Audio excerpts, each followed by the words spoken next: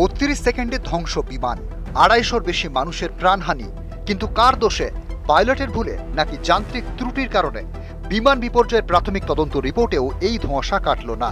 আহমেদাবাদে air ইন্ডিয়ার বিমান দুর্ঘটনার প্রাথমিক তদন্তের রিপোর্ট অনুযায়ী ইঞ্জিনে জ্বালানি সরবরাহ বন্ধ হয়ে যায়। তার জেরেই বন্ধ হয়ে যায় দুটি ইঞ্জিন। কিন্তু জ্বালানির সুইচ বন্ধ হলো কি করে?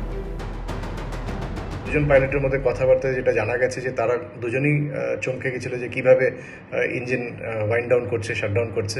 তো সে জিজ্ঞেস করলো যে তুমি কি কাট অফ করেছো? অন্য পাইলট বলে যে না, আমি কাট অফ করিনি। তো সেই ক্ষেত্রে এই যে কনফিউশনটা, সেটার কারণ কিন্তু অন্যদিকে ইঙ্গিত করছে যে হয়তো কোনো ইলেকট্রো মেকানিক্যাল ফেলিয়ার হয়েছিল এই ঘটনাটাতে, যেটাতে পাইলটের কোনো হাত ছিল না।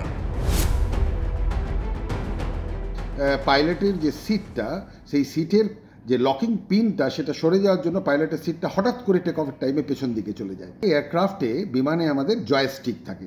যদি ওই পিনটা সরে যায় এবং হট করে ধরুন সিটটা পেছনে চলে গেল, তাহলে ওর বডি থ্রাস্টে যখন এই জয়স্টিকের জন্য এয়ারক্রাফটটা পেছনে, মানে জয়স্টিকটা পেছনে চলে গেল, এয়ারক্রাফটটা তার হাইট লুজ করবে এবং দুটো ইঞ্জিনেই তেল যাবে না।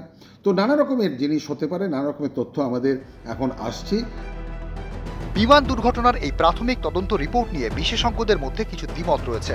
একাংশের বক্তব্য, এই রিপোর্ট যান্ত্রিক ত্রুটির দিকে ইঙ্গিত করছে। বিশেষজ্ঞদের অন্য অংশের দাবি, পাইলটের ভুলের তত্ত্বই ক্রমে জোরালো হচ্ছে। আহমেদাবাদ থেকে গ্যাটউইকগামী এয়ার ইন্ডিয়ার এই বিমানটি 2 পাইলটই অভিজ্ঞ ছিলেন। 55 বছরের ক্যাপ্টেন সুমিত সাবরওয়ালের তো 8000 ঘন্টার বেশি বিমান ওড়ানোর অভিজ্ঞতা ছিল। এমন পাইলটের পক্ষে কি এই ধরনের ভুল করা সম্ভব? উত্তর জানতে এখন অপেক্ষা পূর্ণাঙ্গ রিপোর্টের। নিউজ 18 বাংলা।